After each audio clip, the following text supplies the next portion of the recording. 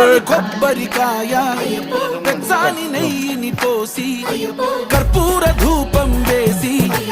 ఇష్టంగా ఇరుముడి కడతాం నువ్వు ఎత్తుకుంటే చాలు ఎన్ని పూనకాలు గట్టమెత్తి పాడుకోగా కన్ని స్వామి కదిలిరాగా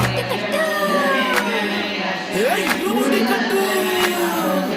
కట్టు కట్టు కట్టు కట్టు ఇరుముడి కట్టు ఎక్కు ఎక్కు ఎక్కు ఎక్కు స్వామి వల్ల ఎక్కు